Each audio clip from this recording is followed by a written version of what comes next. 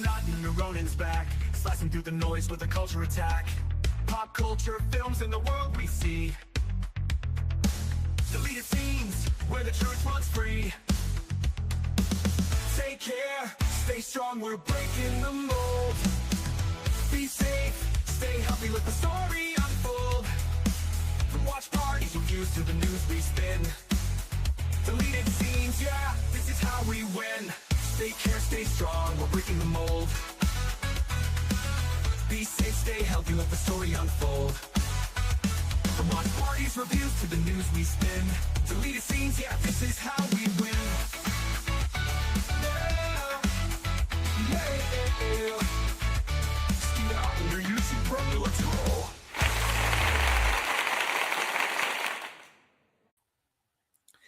Good evening, ladies and gentlemen out there in YouTube land. I am Deleted Scenes, human being American and YouTube Ronin. I'd like to welcome you to tonight's episode of Reserved Seats. I want to first off say hello to everyone currently joining us on X. I can't see you, but I know that you're there. I'd like to say hello to a few people who have joined us here in the live chat. The tired midnight blogger himself, the voice of Northern Oklahoma, Curtis Selby.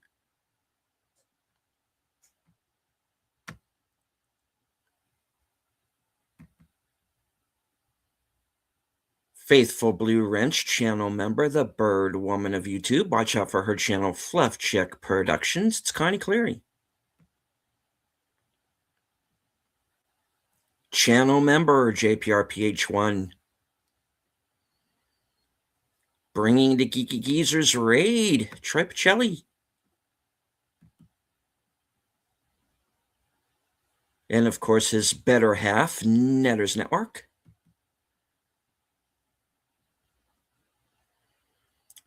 Host of Geeky Geezers, my co-host on Live from Sparkwood in 21, Aged Boomer. All right. My guest is waiting patiently backstage, so let's bring him on. Ladies and gentlemen, the head honcho over at Pop Culture Minefield, Gerry Kissel. Good evening, sir. Oh, I'm on. You're on. Oh, hi, guys. Oh my God. I was in the chat wondering who you had on. I don't know, some culture pop, somebody, something about mines. I don't know. Maybe we're doing a 2A show. I don't know. I am clearly a jerk. So, yeah, nobody should have me on. Okay, well, okay, that makes two of us. Nobody should have either of us on. It's okay. Oh, hi, Connie. So we will revel in our jerkiness. All right, so how's it been going with you? I haven't had a chance to get over there with you guys for a bit now. So how's it going on home on the range over there? So much better since you left. Yeah.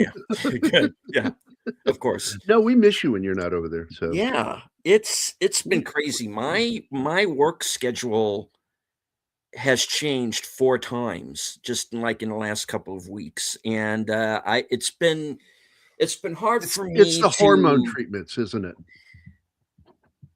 Yeah, I'm sorry. Yeah, but my work schedule has just been insane. It's to the point to where it seems like it changes like every other day. Right. And it gets hard to plan around things. And then I have to work Saturday, then I don't have to work. And I hate it because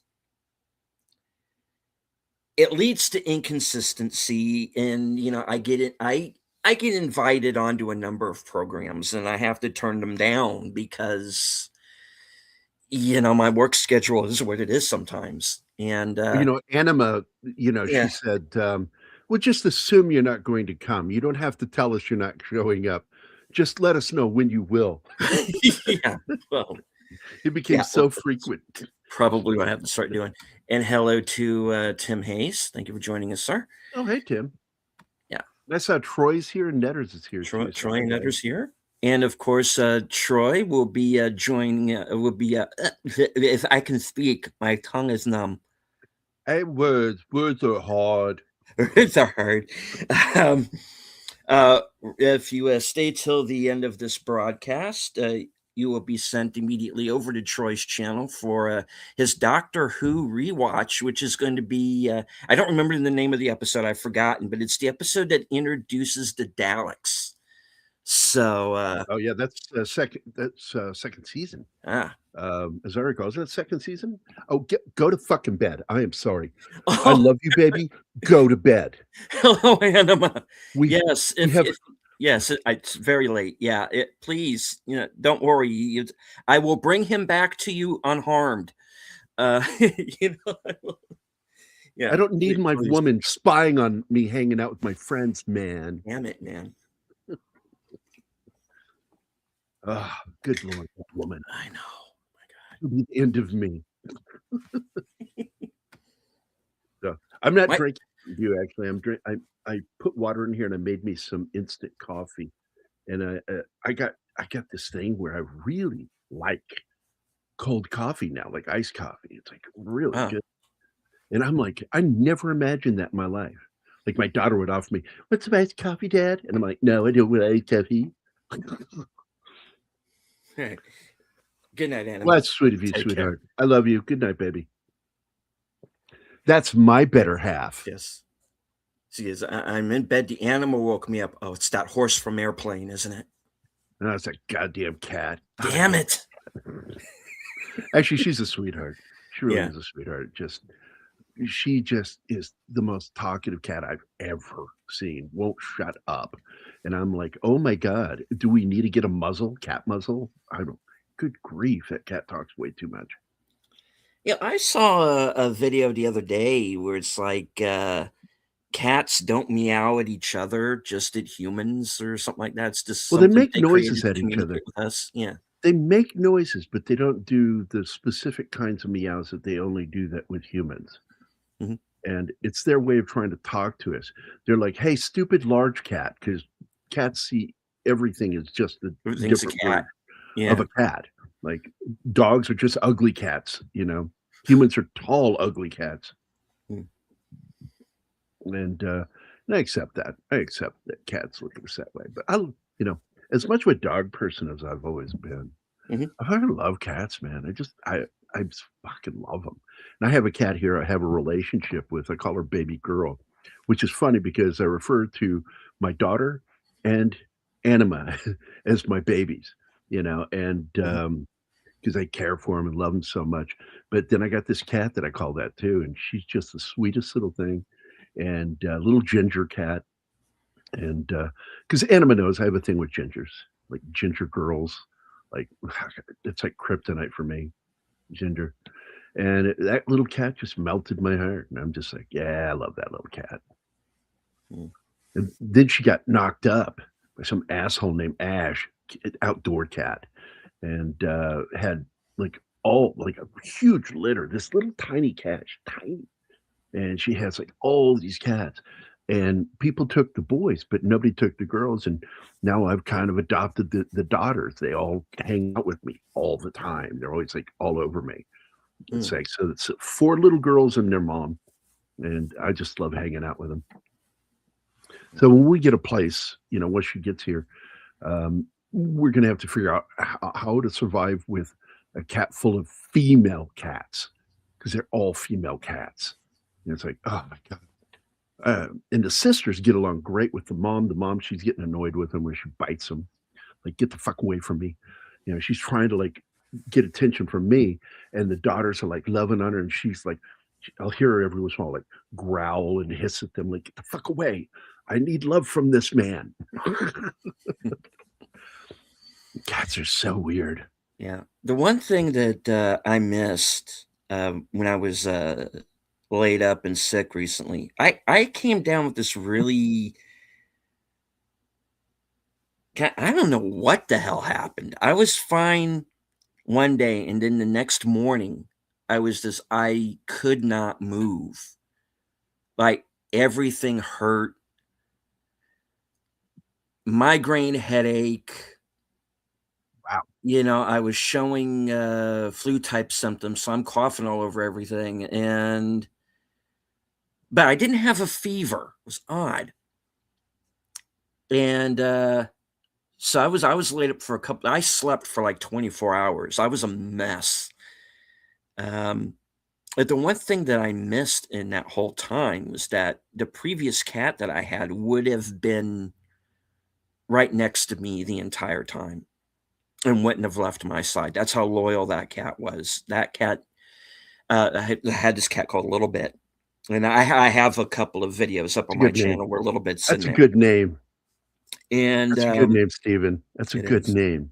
Little Bit. and Like that. yeah, and unfortunately, I lost him a few years back, but he would have been right next to me the entire time. That cat became like a therapy cat. That cat was with me when my dad died and when my grandfather died, and it just was never more than a few feet away from me when it was inside the house. But the cat I have now that I call little troublemaker, Trouble, or Buddy, because I always end up calling every cat and dog Buddy for some reason. Because you're lazy. Probably. And but that cat won't stay in the house anymore in like a few minutes because it was an outdoor cat. It's a feral that I got to kind of calm down, and I feed it and it'll come into the house, and it's actually kind of a sweet cat, but doesn't like to stay indoors for very long. Name the cat after the singer because it is a feral cat, so therefore call it Pharrell. Oh, there. Damn it. I should have. Yeah. There I go. Right. Right. But yeah, and we have this cat at work that kind of adopted us, and we think, well, we okay, I'll just say it. There was a woman that used to live down a couple of doors down from where I work, who she's a meth head. She's a mess, and they actually just like threw her off of the property and bulldozed her house down and the whole 9 yards.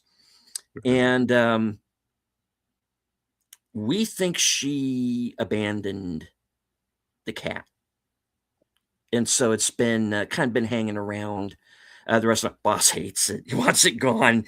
But some of us have kind of Was adopted the it. cat a crack addict too? Like just, hey man, I'm No. jonesing. I'm jonesing. Well, if you mean calamari, yes. Yeah, I'm jonesing for some fish. Yeah, Calamari. You got what do you mean you don't nachos, have some man? today? But other than that, very, very sweet cat, but won't let any of us near it. Right. It comes like within a few feet of me, and then it'll like run off. So I haven't been able to get close enough to tell if it's male or female or not. But very sweet. But I know again, one of those cats that says kind of, how you doing? And how you doing today? What's the calamari? It's very, so it's, yeah, so I get it. Yes, they are Yeah, the trying more to speak stanky to the us. seafood, Yeah. the more stanky that seafood is, the more like it's crack for Yeah. cats. The stinkier, I swear to God. It's like, man, they're like losing their mind. Like, what the fuck is that, man? It's like, that's my socks. What the fuck is this? My God, what have you been doing? Yeah. And hello to my partner in crime, the toxic gunslinger, the CEO of the Outlaw Bill Sports Network, Outlaw Bill. Yes, Bill's been covering the NFL division playoffs. So, Nice. yes. So please head on over there and give them a thumbs up and say hello in the comments and all that. All those clicky, algorithmically enhanced things, or whatever the hell we're calling them now. And yeah. Hey, So Bill, has the NFL stopped being woke yet? So I can come back to watching it?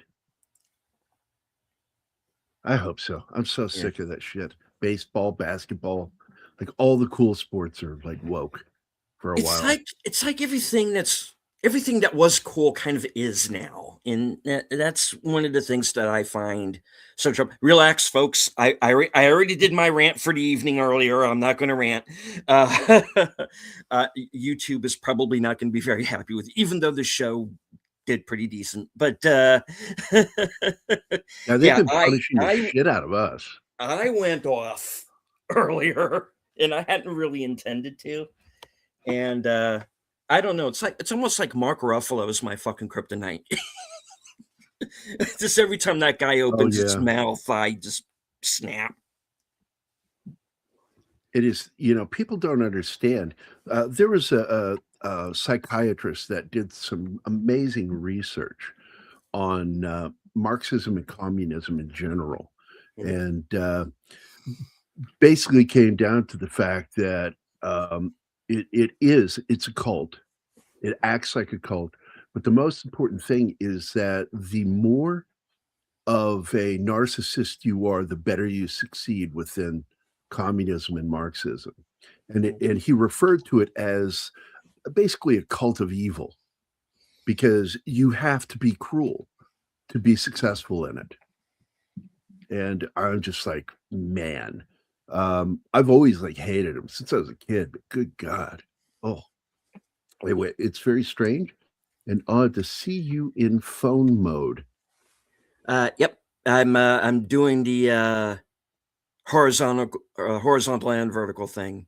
I've been trying it out, seeing if it. Yes. We watch you while you sleep. No. I'll hang over right here. So it looks like nobody's with you on the show on the phone. Right.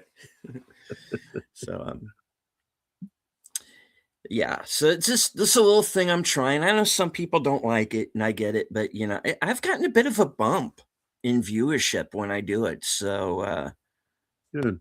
gonna try it. Gonna keep at it. We're getting ready to I'm getting ready to push the envelope because I'm sick of YouTube.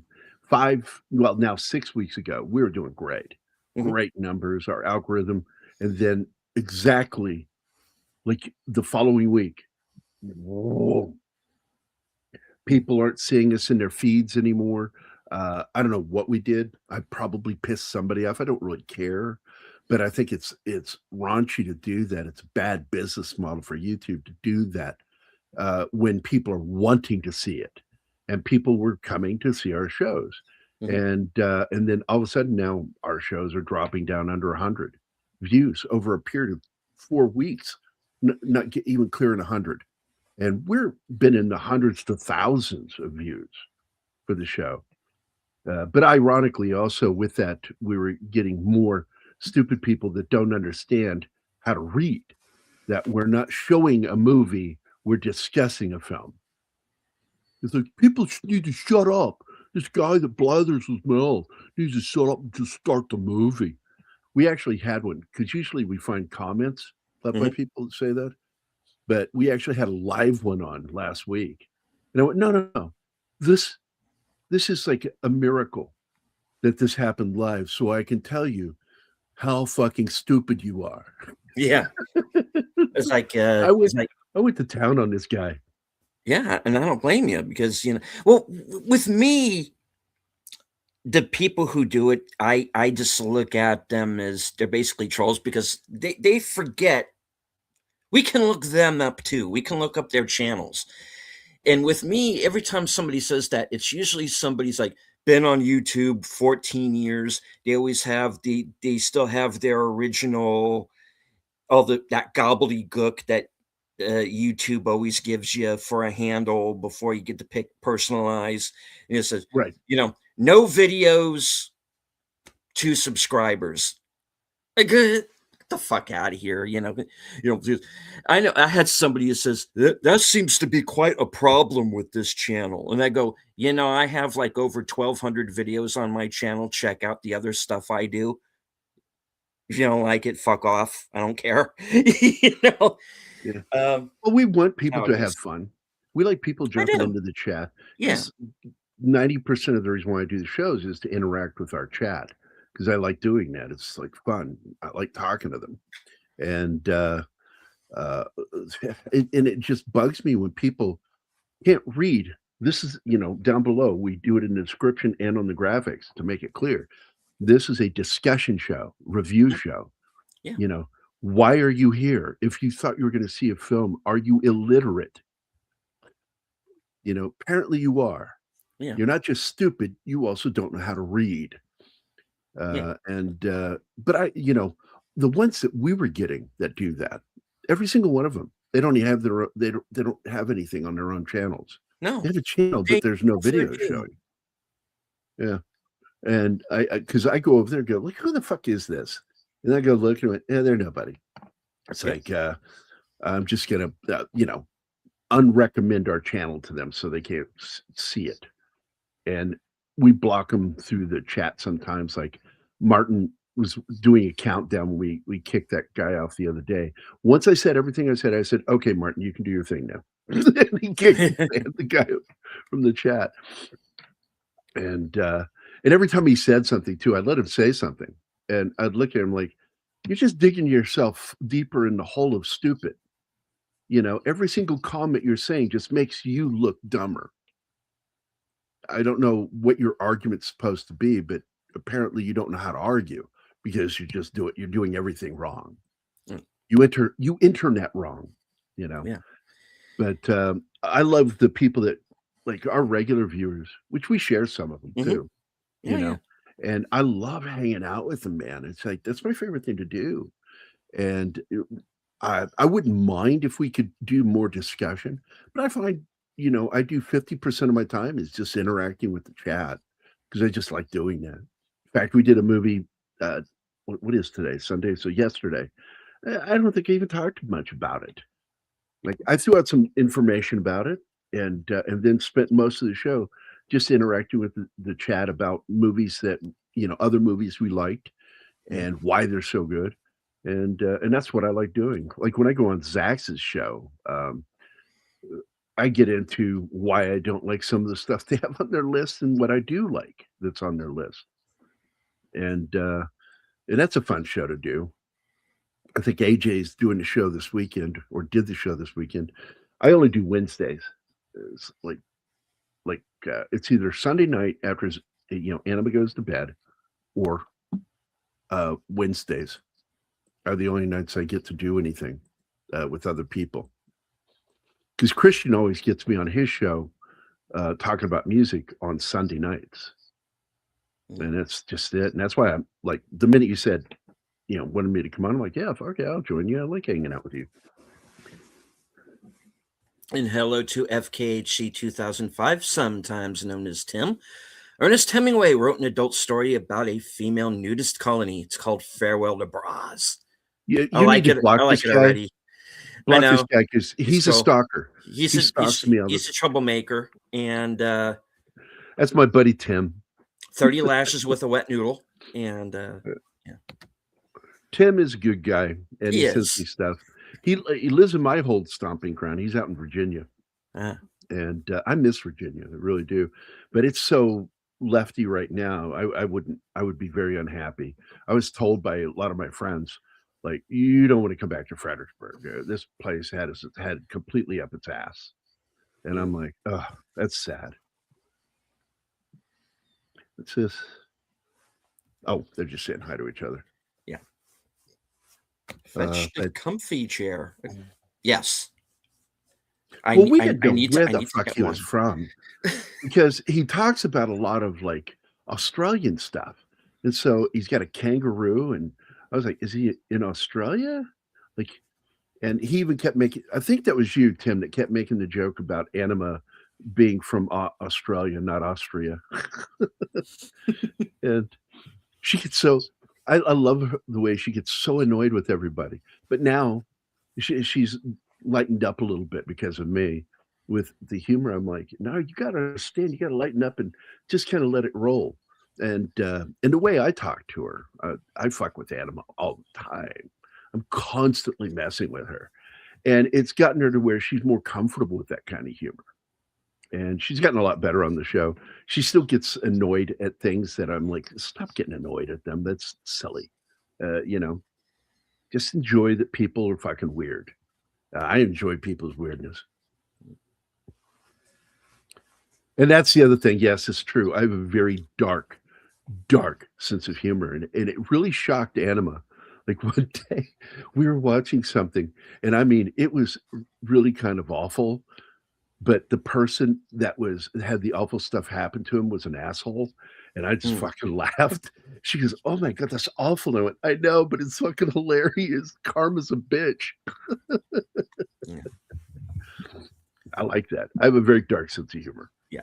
I laugh at It's weird called stuff. gallows. Yeah. I laugh at Gallows weird humor. stuff sometimes. I'll tell you something that I saw for the first time recently was and Bill can attest to this because he was on that show with me. Tucker and Dale versus Evil. I love that movie.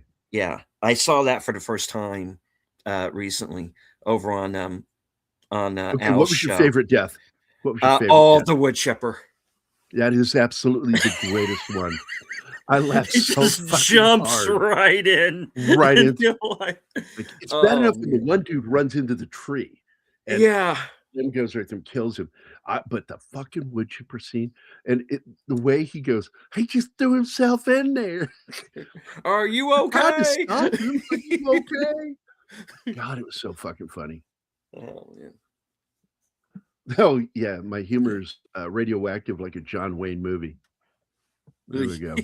Too soon. Too soon. No. Never too soon.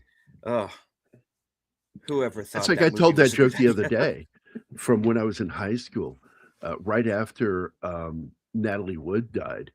My buddy walked up to me and he goes, "Hey, Gary." I'm like, "What? What kind of wood doesn't float?" I'm like, "I don't know. What?" "Natalie Wood." And I chuckled. I'm like, that's dark.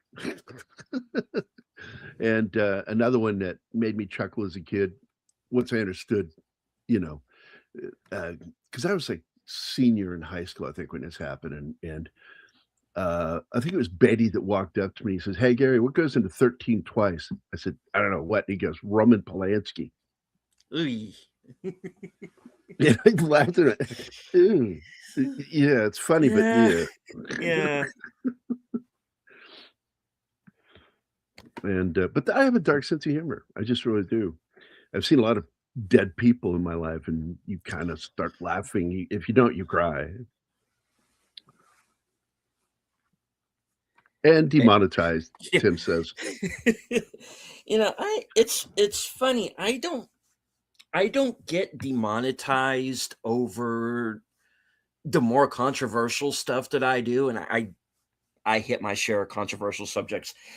I get hit for the Twin Peaks show more than anything. Really? Yeah, Why? and it's sometimes it's music, um, Oh, sometimes subject matter, because there's essay stuff in it. You know, it goes into a very dark place. You know, but so yeah, we yeah, I love there this. have been some shows we got some By the episodes way, that we got hit on, but I yeah. went there while they were shooting Mhm. because I was a paramedic in Seattle, and Mm. my side job was the military. And I remember one time I had to go to another station to deliver tanks. So we decommissioned our vehicle for the day and drove all the way up there, and we had to go through that little town. And you could see that there was no water coming down, by the way, while we were there. It's closer to winter. But it was so cool. The place with the apple pie cafe, the single light. When you come into town, there was a single light there. It's not there anymore. Everything's changed now. But boy, back then, like while they were shooting that show, that was a cool place to go. And I ended up like taking my then wife, late ex-wife, because she passed away back in 2012, I think, from cancer. And but she went with me several times, and she really liked it up there. And we went to the cafe that's featured in the show. And you would occasionally see people from the cast and crew, but we never interact with them. I'm not one of those people. I don't chase clout and really give two shits to talk to celebrities. I just happen to be friends with a bunch of them. But that's because I've worked with them for the most part. Like, I don't really care for that stuff. I don't know about you. I've never like pursued people for autographs. Fighters, football, baseball, yes. Actors, no. I've never asked for an autograph from anybody that's been in film or television. Don't care. Am I weird for that? I don't know if I'm weird for that. Like athletes, yeah, I get it. Yeah. But like sports people, I love sports people. And I get their autographs all the time. But nobody that's a movie or TV person, just don't care. And I work in that industry. You'd think I would, but don't. Well, maybe because you feel you're too close to it anyway, that you don't feel like you need to get an autograph. You already, you've already met the guy. You don't write your name down on a piece of paper. I don't need it. Well, it started like as a kid. Like my dad, like we went to the inauguration of Jimmy Carter when I was little. I was like 11. And we went up there and he got out shaking everybody's hands. And my dad goes, "Here's your chance. You want to shake his hand and get an autograph?" No, not really. I don't care. And the only people I ever got autographs from was for other people.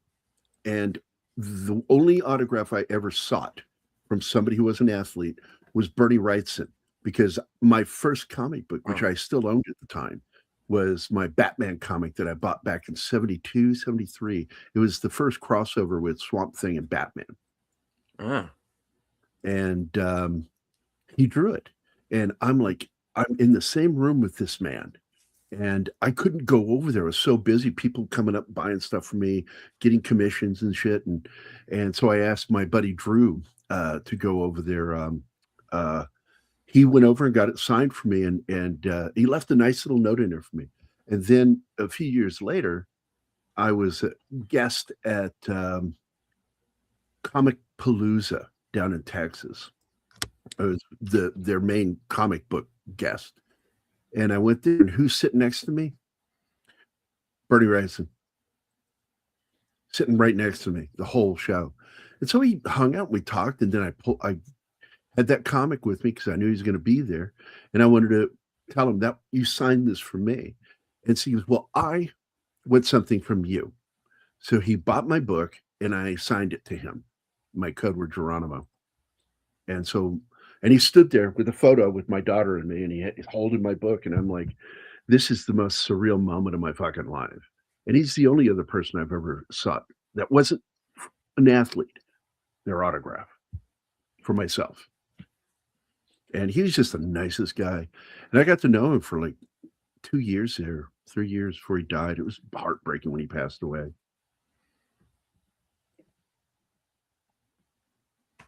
Yeah.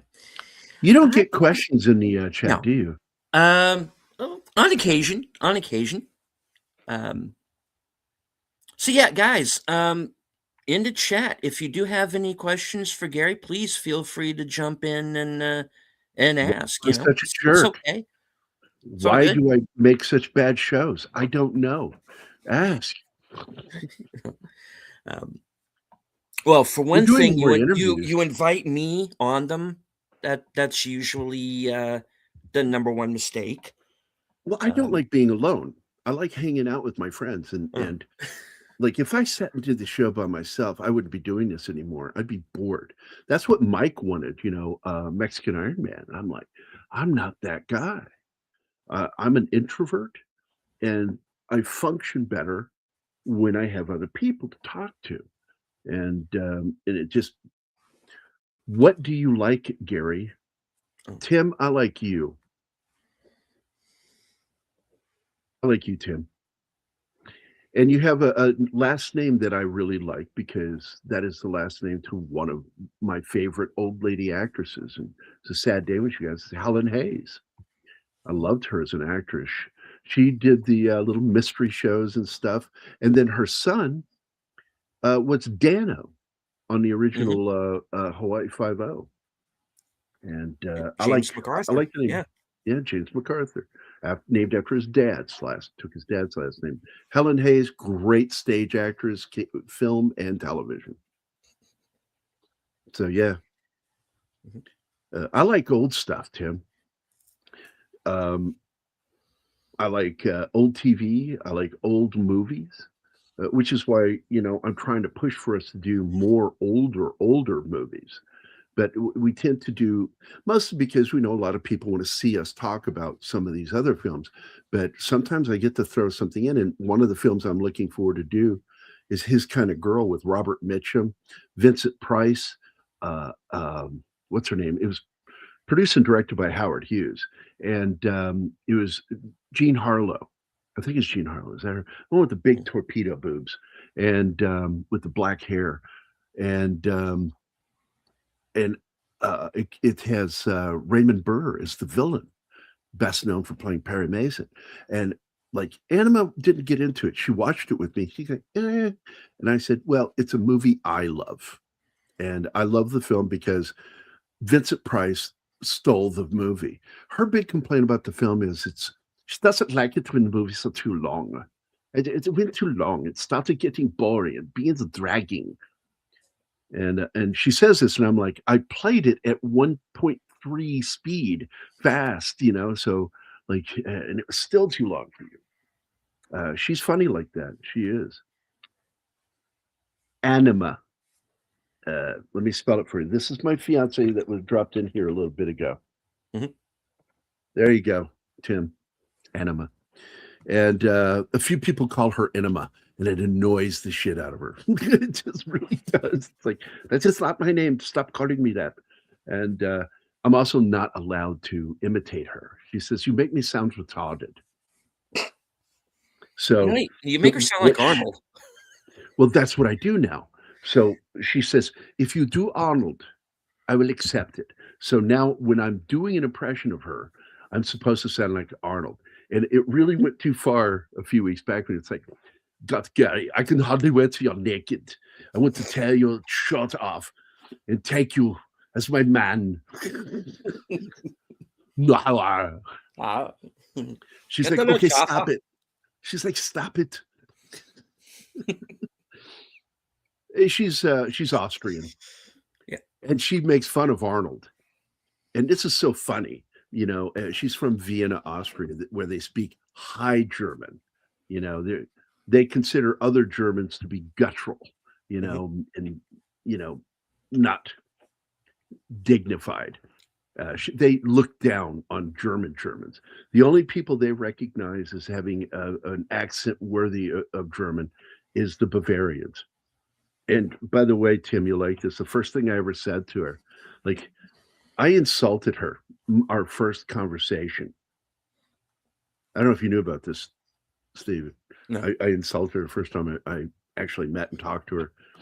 I said, so you have this accent, and I'm trying to figure out, are you German? She said, no, I'm not German, I'm Austrian. And I'm like, oh. And so I'm like, okay. She thinks a lot of herself.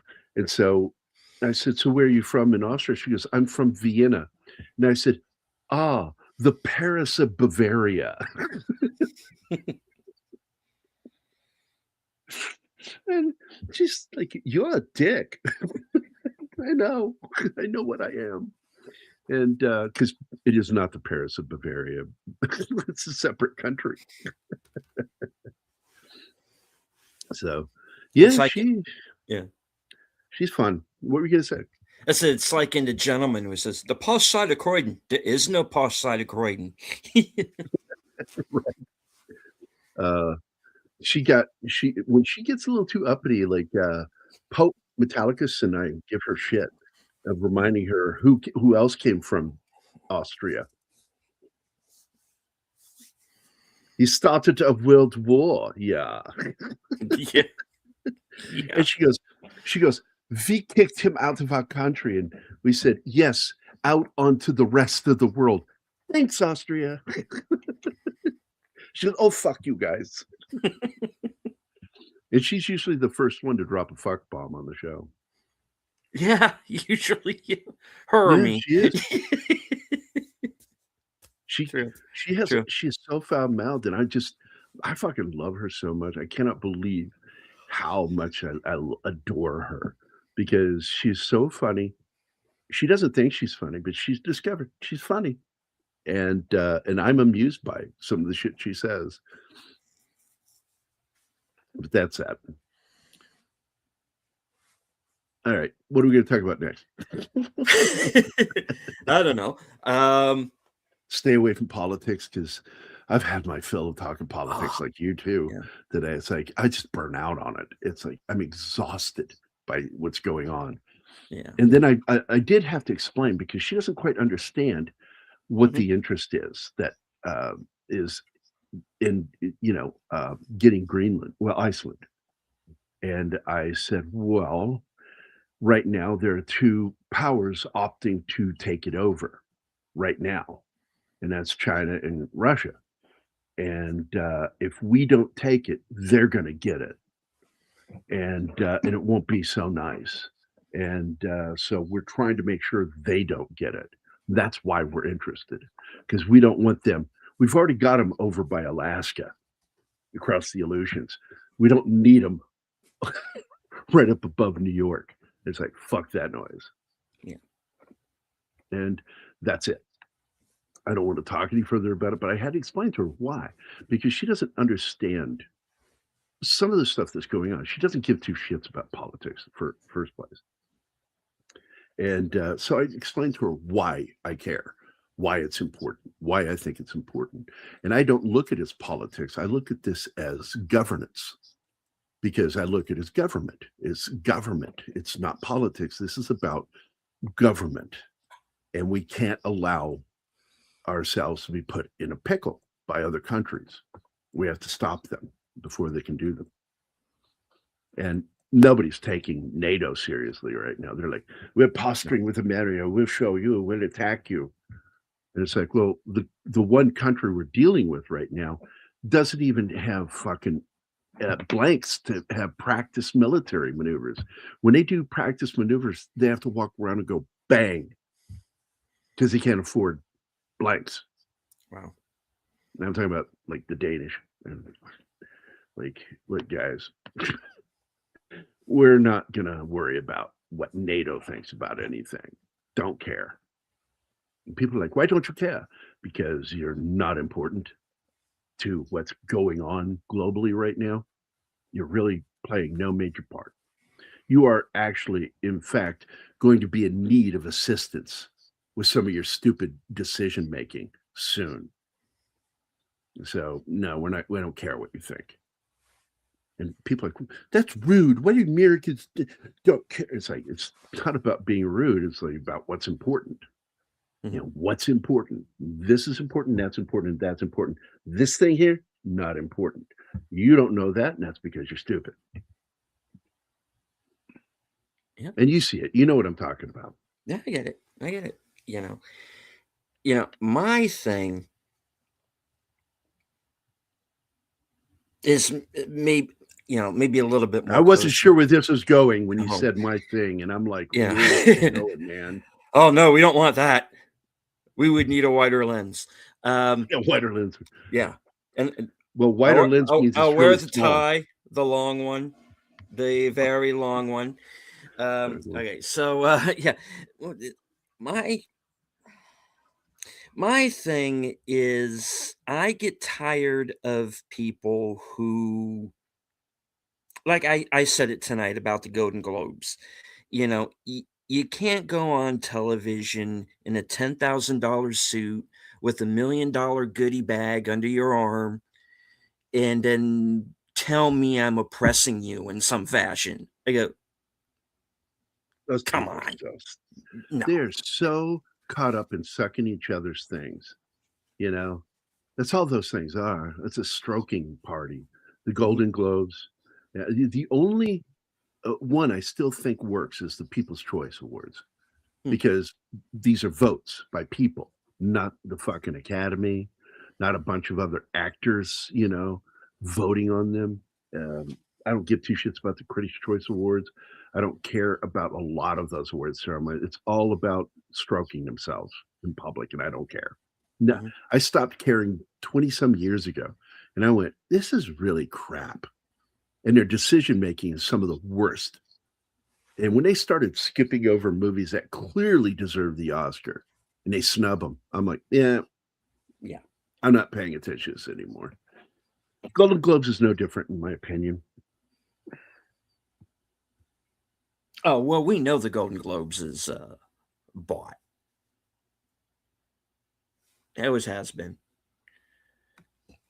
Don't give two shits about the critics. Well, the thing is, well, critics. Well, it kind of depends on what you mean by critics, because Well, I do a review show, Tim.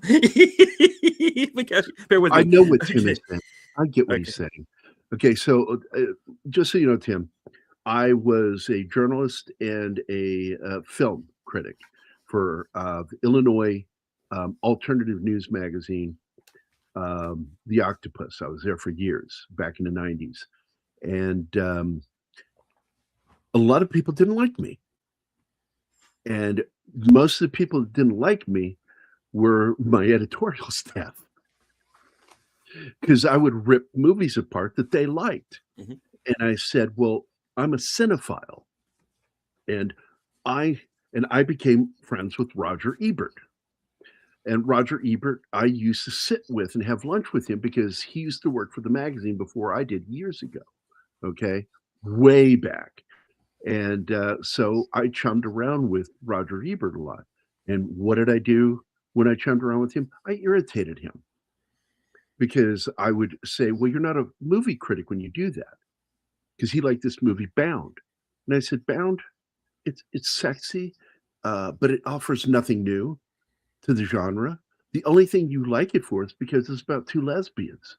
And why do you like it for that? Do you like porn? Or are you saying you just support the LGBT or LGB, whatever it was back then? LGL. One time it was just L and G. And it should just be gay because if you're a lesbian, you're gay. So I don't understand the L, but everybody's got to get their letter in there. But Mhm. he was like really focused on that stuff. And I said, are you a critic of film or are you a political creature? And you have to make up your mind because your audience requires to know if a movie is actually really good or not. And if you're being dishonest or disingenuous in any way, that's unfair to your readership.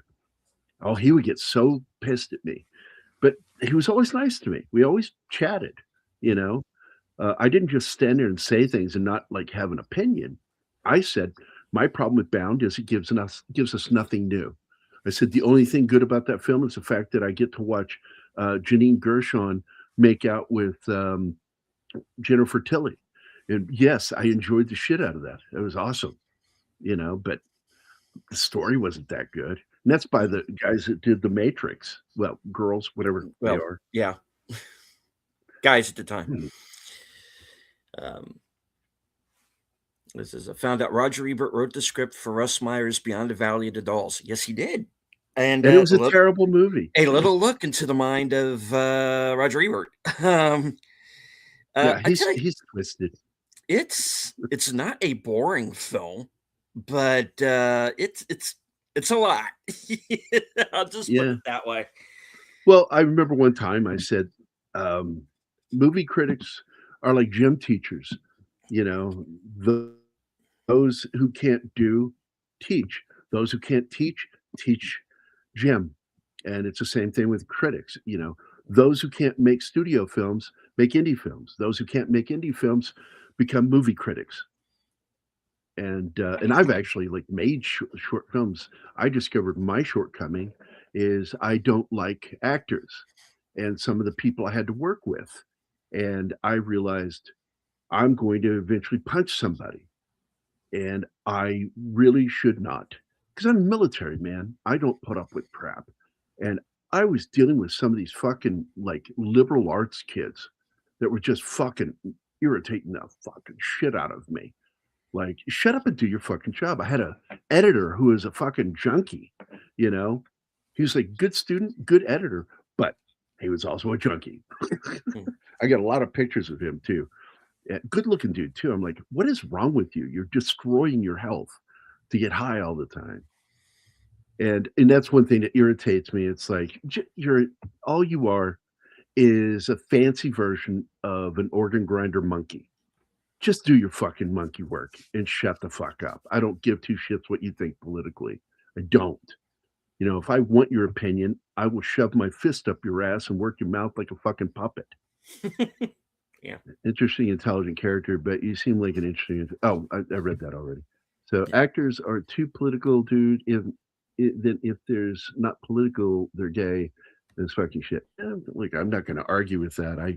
And here's the funny thing, though, Kim. Here's the truth. I watch Pluribus, and everybody's like, "It's woke." I said, "It is not woke." This guy, I have woke radar. And I mean, I will fucking, you know how I am, Stephen. I will Mhm. walk away from shows or movies. I'm like, fuck that shit. I saw exactly what they're doing, not interested. Pluribus is written by a guy who knows how to tell a story. And the fact that she's a lesbian plays nothing really to what's going on in the story because it could just be anybody. There's no politics in it. And I'm like, God damn, this is a good fucking show. I love it. And as a guy who has a gay son, um, uh, as I jokingly say, you know, he got that gay gene from me. I always joke with people that I'm a gay man trapped in a straight body. But the fact is, you know, that stuff doesn't matter to me. I even said one time, I'll watch woke if they tell me a good story. I mean, Jesus Christ, Sergei Einstein is one of my favorite directors. He did Battleship Potemkin. I love that Mhm. movie. And it is absolute communist fucking propaganda. That's all it is. But it's beautifully done. I love that fucking movie. Don't give two shits for its politics, but I love that movie. Mhm. And pluribus, Yeah. um, Pluribus. like I haven't e seen it yet. pluribus unum. Yeah. It's very. We're getting ready to do a show tomorrow night on it because Huh. Chinatsky's going to join, and we're going to discuss the entire season of the Mm. show and what we liked about it and why it was so good. And I'm, you know, season two. This is where so many shows fuck up. Westworld. You know, you Mm. set up something good, and then you fucking derail the second season, and everybody leaves. Hey Wade, how you doing, buddy? Hi. I hope you're doing well. Says I contribute Gary and deleted for helping me winning my YT appeal victory. Well, thank you. Not I quite don't know sure what it why was you I would. did, but Yeah. Well, I all was one right. of the people If it that voted helps, against you, so I don't know why you're thanking me. you know. No, I would never vote against you, buddy. I love Wade. I vote He's a against good guy. myself. No, no. Anyway, but yeah, I mean that's the thing. That's kind of the third rail that I hope we as YouTubers don't hit because we have gotten so used to seeing all of this woke crap come out of Hollywood. We can't just automatically say it's woke because there's a gay character or because there's a woman or Hey, I because hate there's to a tell you black something. lead or something. There's a lot of gay people out there, and they're in your life. You Oh, know, you absolutely. might not even Yeah. know it. You know, and so gay people in stories is normal to me. It's like because they exist in the real world. They're not fairies. They're called that, but they're not. You know, they're not magical, sparkly creatures that fly off when the cameras roll. It's like, no, they really are. And it's like, I don't have a problem with them as long as the characters don't get fucking ridiculous and Mhm. they start making it all about their identity. Identity of politics is when I check out. The minute I see identity politics, I'm out. I don't give a shit what your identity politics are. I don't want to fucking listen to them. Mhm. And people are like, well, you should change it. And I don't have to fucking do what you say. I'm my own person. You're not my dad. And even if you were, I'd tell you to fuck off. Mhm. So, hey, deleted. Guess what? I made a song joke. KK killed Star Wars. Oh, Kathleen Kennedy. I Yeah. thought you were stuttering there for a second, like joke killed Star Wars. What is this? The Who? Okay, anybody that didn't get that joke, I'm Yeah. so sorry for you, because that's sad that you didn't know that that's a joke about The Who and the stutter they had in the song "My Generation," my generation. And hello to our man from the future, Sashi. Good to see you, Hi, sir. Sashi. Nice to meet you. Okay, you get my humor. There you go. Tim Hayes gets my humor. Is magical, sparkly creatures. You are funny.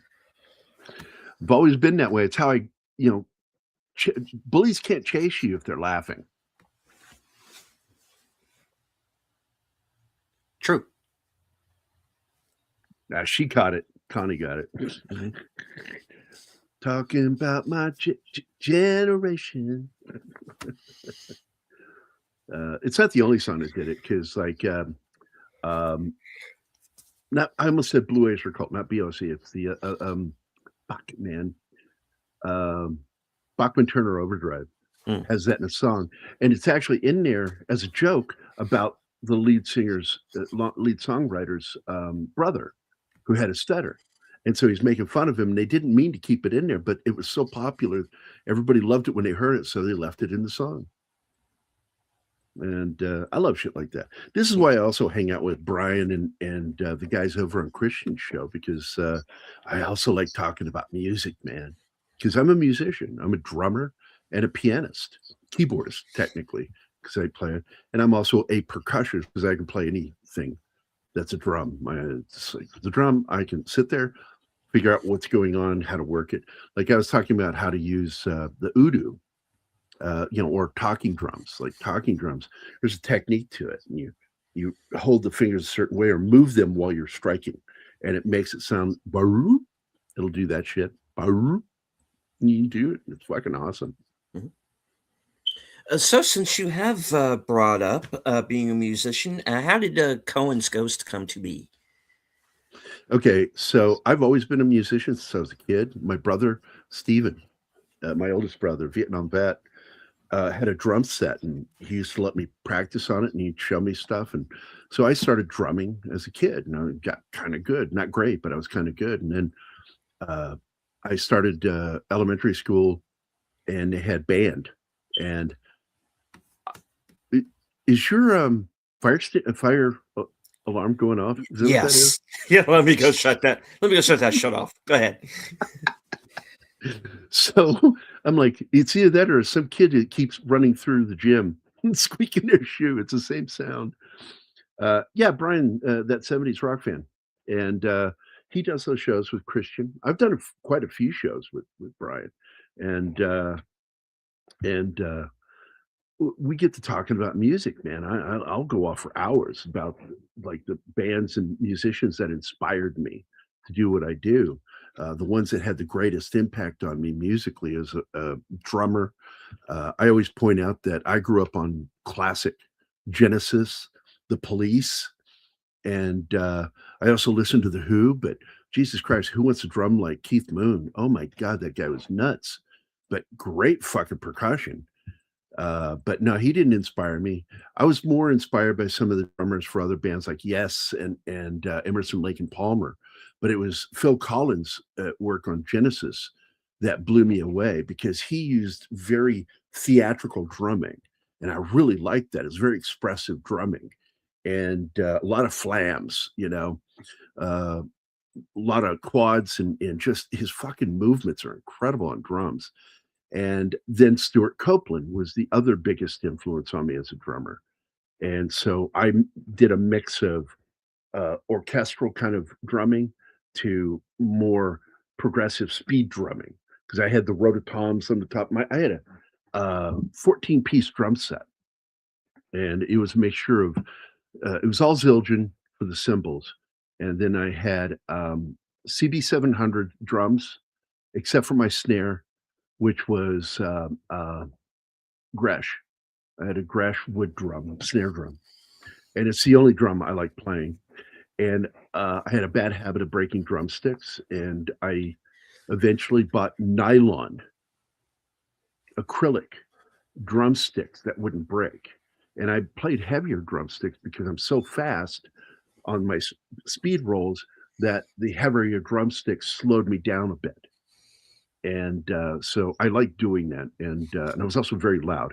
Greatest compliment I ever got during one of my band's gigs was lady walked up. She goes, "Your band is awesome, but do you think you could hit those drums a little quieter?" And I went, "No, no, they're percussion. No." But they did request that I have a fiberglass, not fiberglass, plexiglass front put in front of my drums when we did closed indoor gigs for smaller venues. And so I would put those in front of my drums because, yeah, I know they can fucking break an eardrum. And I played with all these bands for years, but I had this music I was writing, and I wrote a lot of songs back in the 80s. And none of the bands I was in would play most of them. I was with this one punk band, the Smelly Pubes, and I wrote like 2 songs with them. And then I was with another band going into the 90s when I was in college called Sobek. And it was a kind of a punk band. And I wrote quite a few songs with them, but still they were being done in a way that I didn't hear them in my head. So I kept saving my best songs for later one day. Maybe one day I'll get in the right band and be able to do the kind of music I want to write. And and one of the biggest artists who had an impact on my writing was Peter Gabriel. And Phil Collins is in my drumming, but he's not in how I write songs. And I'm annoyed when people go, "Wait, that song sounds like Phil Collins." I was like, what in that song sounds like Phil Collins? Like, I don't write my chord progressions. I use a lot of sevenths and fifths. Phil doesn't use those. Those are practically jazz chords. And no, I don't write like Phil Collins. My drumming, I know, sounds like Phil, but not my piano playing or my songwriting. And then I even had a challenge once, though, from one of the bands I was in right before I recorded my first album. And they wanted to know if I could write a Phil Collins song. That was a religious song because that last band I was in was a Christian band, Christian rock band. And I went, yeah. So I wrote this song, and they went, "Holy crap, you really made a song that sounds like a Phil Collins song." I mean, I put the saxophone in it, everything. I mean, it sounds like a fucking Phil Collins song. But the other stuff, when they say that, I said, no, it sounds more like Sting or Peter Gabriel, not Phil Collins.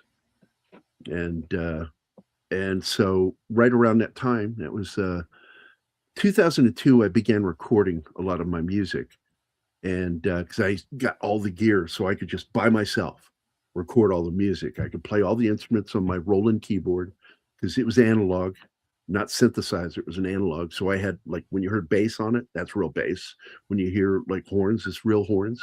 You know, any instrument you heard is actually a recorded instrument that I can play any way I want. And what's really cool about that Roland keyboard, the $5,000 keyboard, I could, if I did a grace note on like the Irish, it's not a flute, it's like a pipe. I think it's called the Irish pipe. It's a tin whistle, the Irish tin whistle. And I would do grace notes on it. And it actually sounded like I was going from one key to the other on an actual tin whistle. It just had a very natural sound. So my first album is nothing but me on the keyboard. And one song had a buddy of mine play guitar on it. And I was going to go under the name Sonic Temple because I heard Flea say that once about the place where they recorded their best album with I forgot the name of the band, with Flea on bass. Oh fuck, Red Hot Chili Peppers. Red Hot Chili Peppers. I love them, man. And he called that place, that house that they recorded in, their Sonic Temple. And I went, I fucking like that. But what happened? everybody thinks like Sonic Temple, are you metal band? And I'm like, no, no. I do hard rock, but no, not a metal band. No. And people kept expecting me to be metal. And I'm like, no, I'm not. I'm somewhere between Pink Floyd. Um, I'll do Stomp every once in a while, like AC/DC, because I fucking love AC/DC.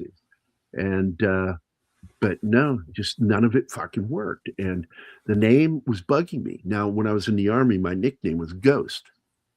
Why? Because I walk very quietly and I would just suddenly be standing behind you. I'm a giant.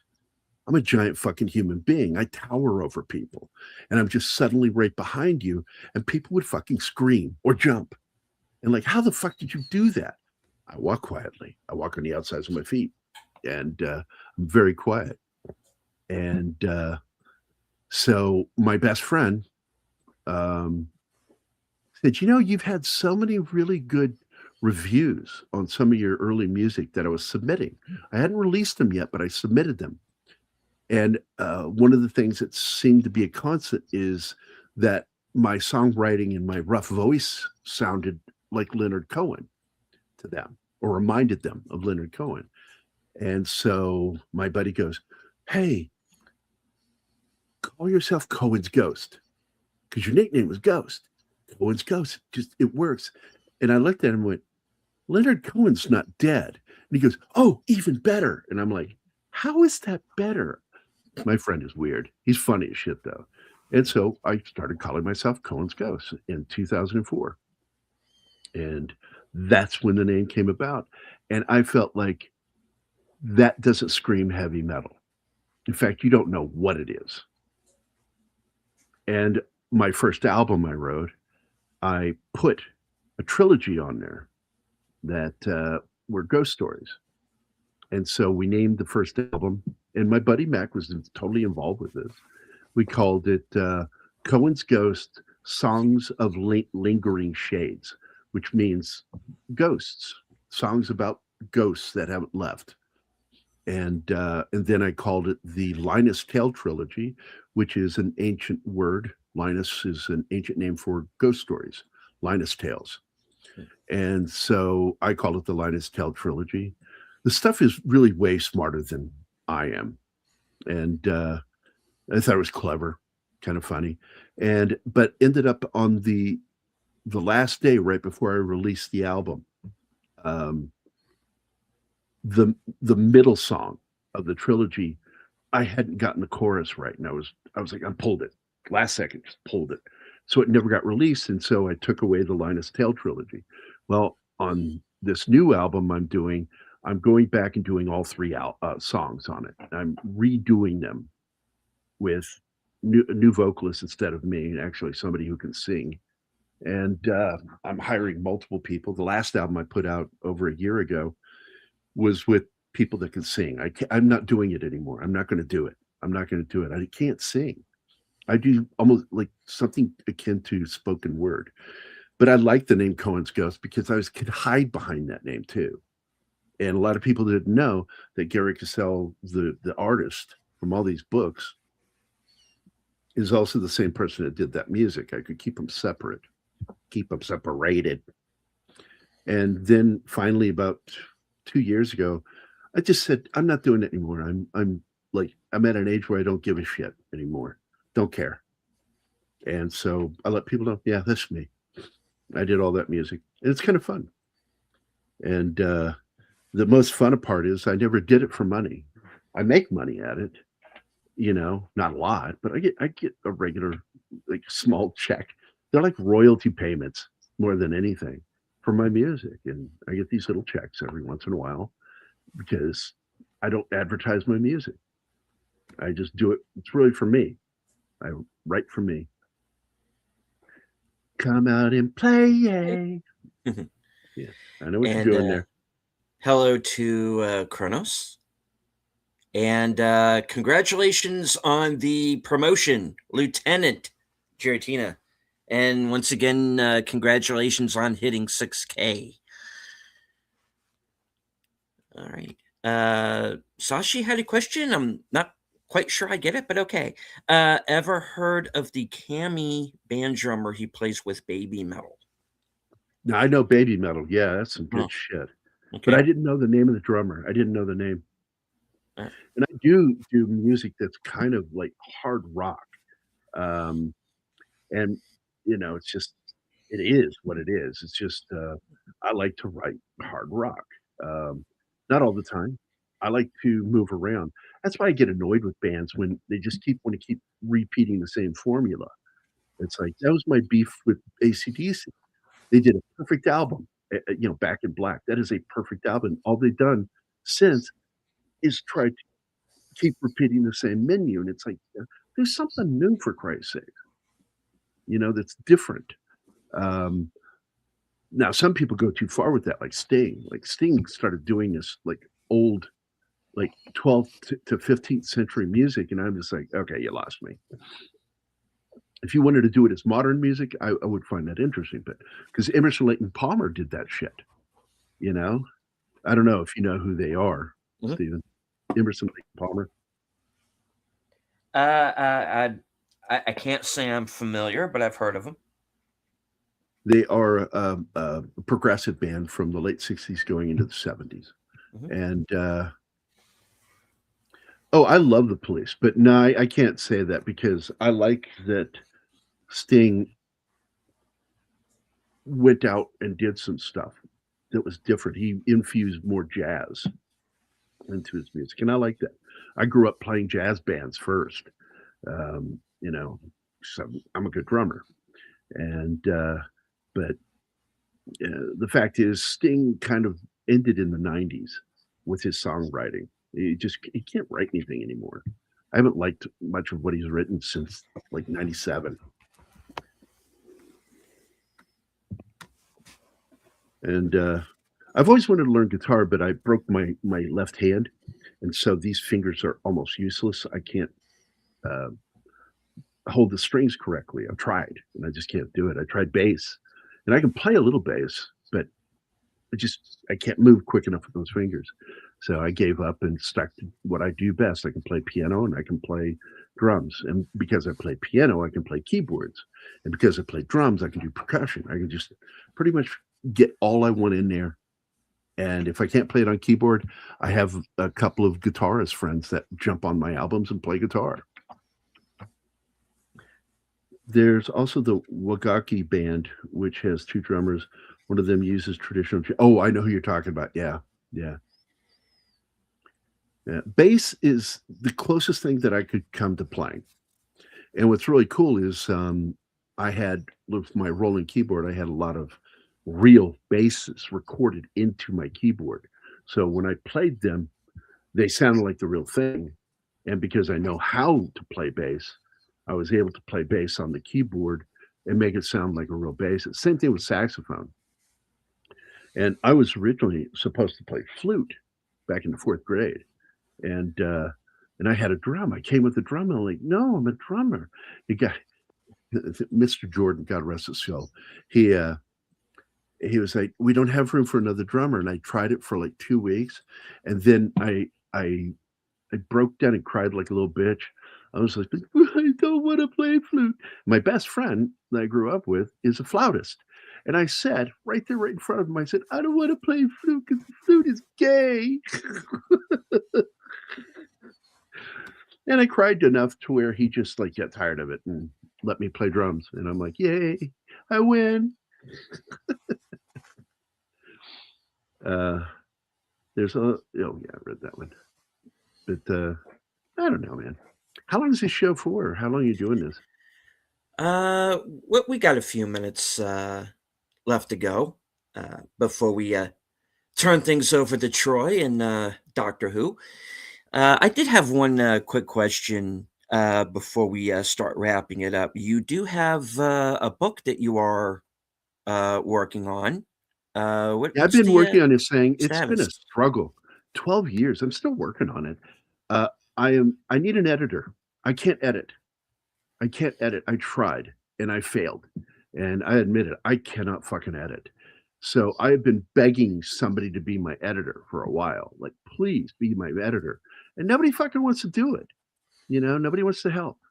So I finally met a guy the other day that is a comic publisher, that we clicked, and so we're going to have a conversation within the next week or so because I need someone to come in and help me and make sure that I'm headed in the right direction with some of the shit that I'm doing, and that this makes sense to other people than just me. I work by myself, and it's people don't know how hard that is. Like, some people, they don't want to put something out that's great. I want to put out the single best thing I've ever made or that I could make. And that kind of perfection is hard. And nobody's a worse critic of me than me. Nobody. And so I get slowed down by some of these things. I've got over 200 pages drawn right now. And but I I got so frustrated by it that I'm like, I cannot put out a 200-page graphic novel. I can't do it. Nobody will fucking want it. It'll be too expensive. Like, I've got to cut it in half, and, so I had to rearrange some of the chapters, and then I had to come up now with an ending to the first book to where so I had to write in new stuff, and so I'm doing the writing and the drawing and the planning, and I show a lot of it to Anima, and, like, Anima likes it, but I'm like, "You're gonna sleep with me, so it doesn't I can't just trust your opinion on it. You love me." I need to find someone who will work with me that's a professional that I can turn to and make sure that I'm going in the right direction. So next week, I'm hopefully going to have this meeting with him and I'm going to move on with that. And that way I can finally finish book one because it's so close to being done. It's ridiculous. And the second book is also nearly done. So, like I said, I have over 2 pages of comic art, but I have to make sense of some of it and make sure it makes sense. And it's full of so many great ideas, but just like anybody, I'm scared that people are going to reject it or not like it. And I want to make sure that it's good before I go releasing it. I mean, shit, I was supposed to release my next album last year. No time. There's no time. I'm busy doing shit all the time. Plus, I still have to work for money. I'm not going to fucking work for free. People go, well, you got some crowdfunding. I'm like going, do you know how much work I've done? Yeah. 10,000 hours of work, over 10,000 hours of work. Do you know how much that's worth as a professional? That's $88,000 worth of work. How close were those little bumps we got from crowdfunding? I didn't even make $8,000, $7,000 total. I'm Yeah, I like, so no, it doesn't work that way. And because you put some money in, absolutely you do deserve that book. But you're going to get the book when I'm fucking finished with it. And most of these things fall through anyway. I'm lucky that I've still been able to do this because I lost my writing staff because they were idiots. They got paid. They got paid. They're the ones who got paid. And they didn't deliver me one useful page of comic script, not one. And I'm sitting there, I'm like, I wrote these synopsis. It's a very detailed synopsis for you, including dialogue. There's dialogue in it. And you have ignored everything I said, everything I asked for. And I can't use this. And it was one of the most heartbreaking, soul crushing moments of my life when I couldn't get the writers to give me what I needed for this story. And I felt like they didn't understand anything I said to them. In fact, one of them kept trying to create new characters. I said, "Stop that! Like, slap the hand. Stop that! Stop doing that! It's not your fucking story." And I can't trust anybody to do this. I have to do the whole thing, and doing it by yourself, especially when you're somebody like me that suffered. Like, I don't talk about this shit. You'll never hear me say this again. I do suffer from depression, and I get shut down. And sometimes those shutdowns can be a bit before I can pick up pen and pencil again. And people don't like that. I don't fucking care. You live with it. You be me and see how you do, you know? And I can't, I couldn't find work in the comic industry because I'm conservative. And I was hired to do G.I. Joe covers. You know how many I did?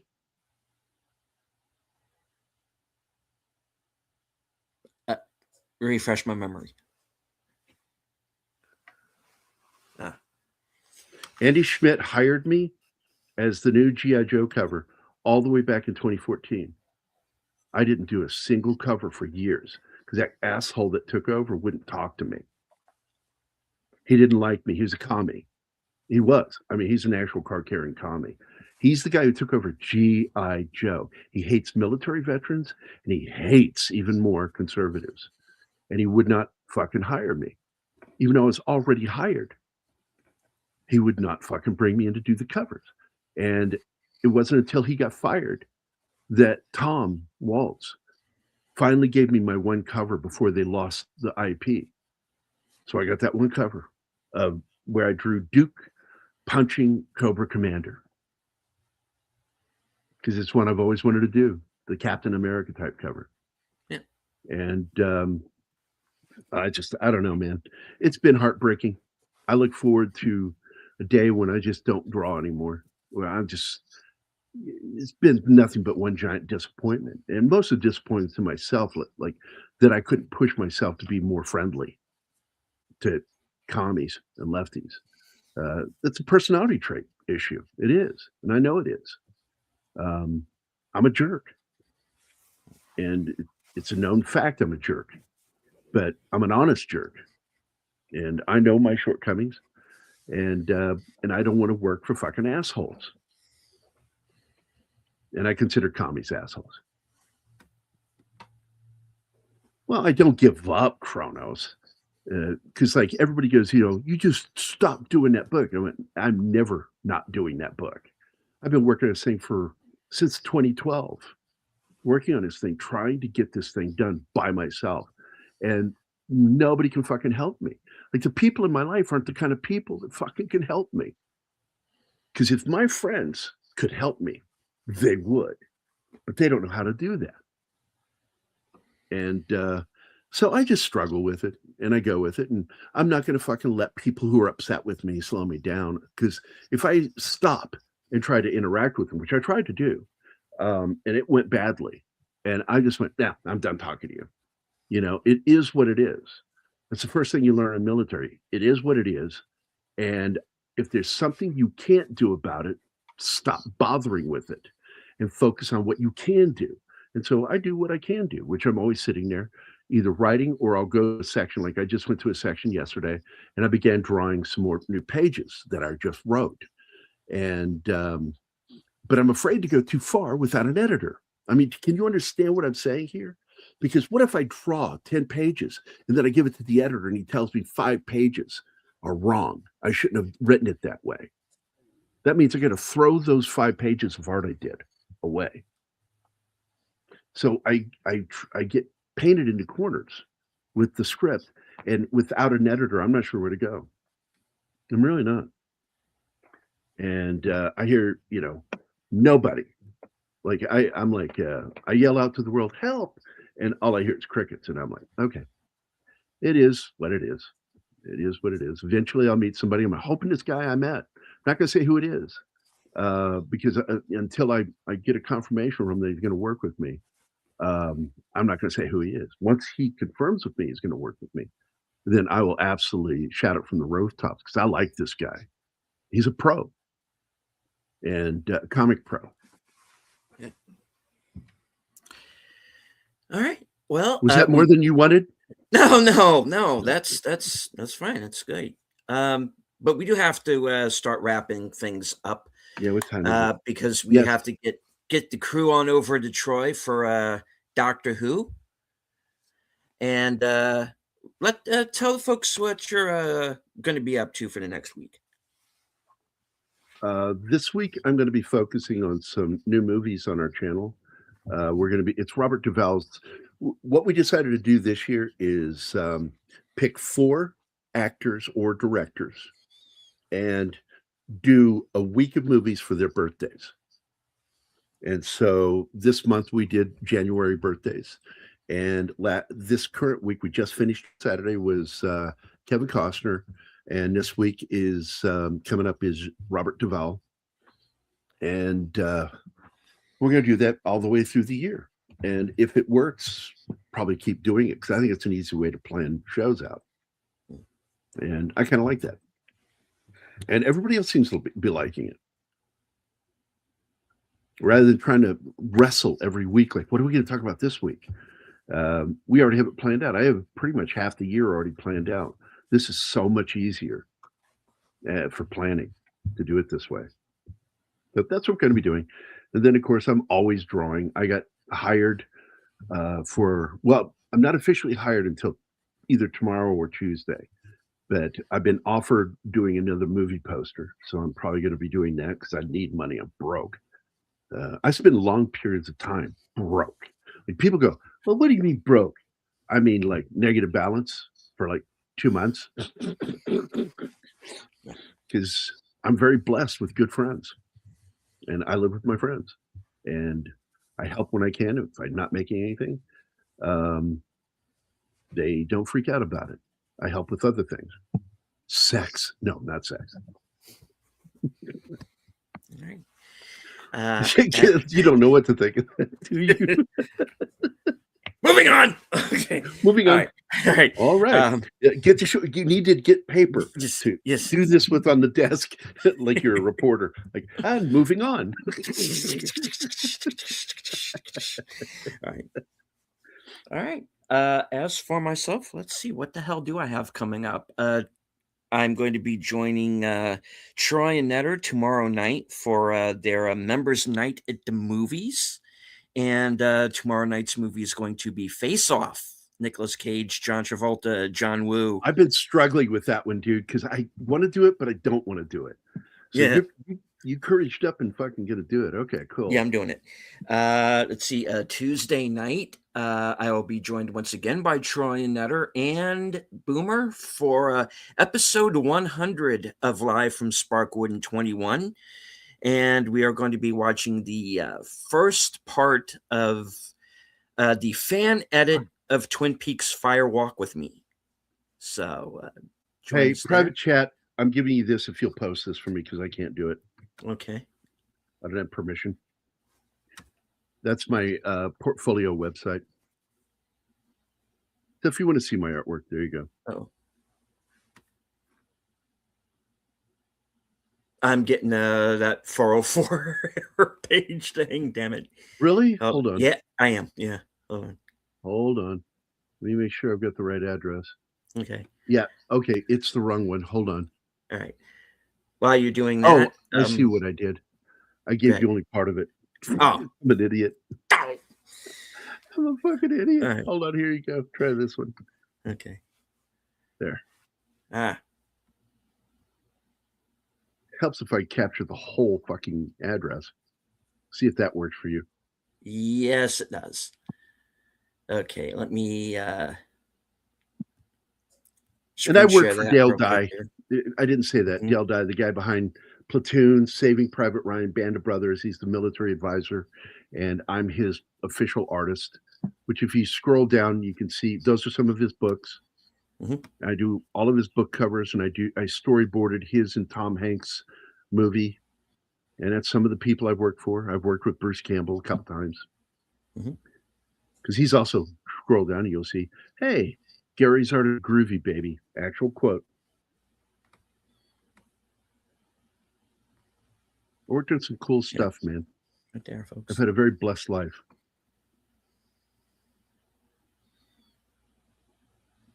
People go, do you know Bruce Campbell? I said, not only that, he knows me.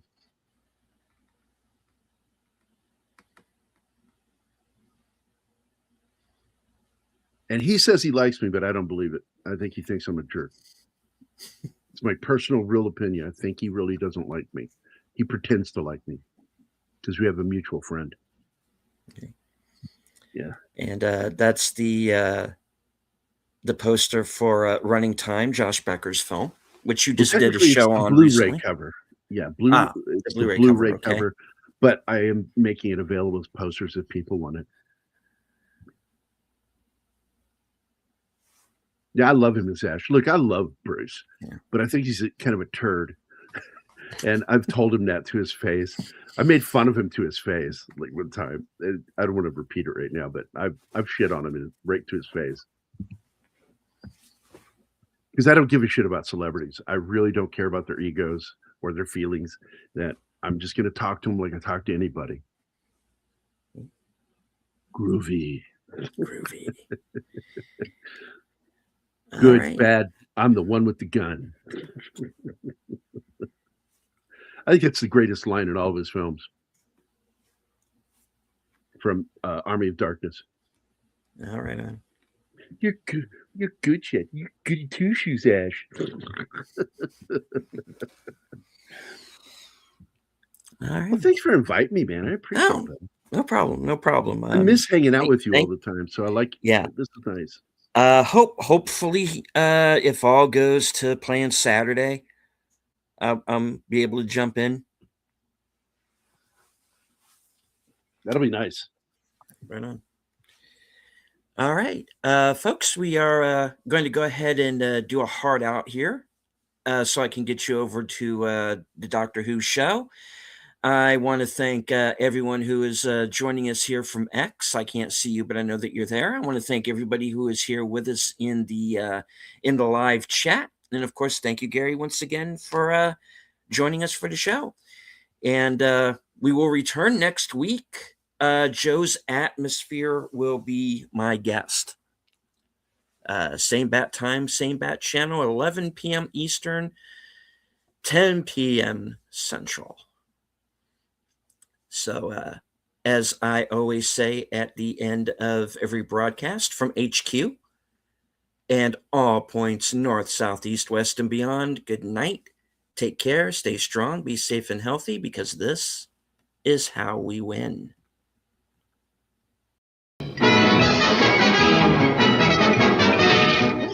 That's all, folks.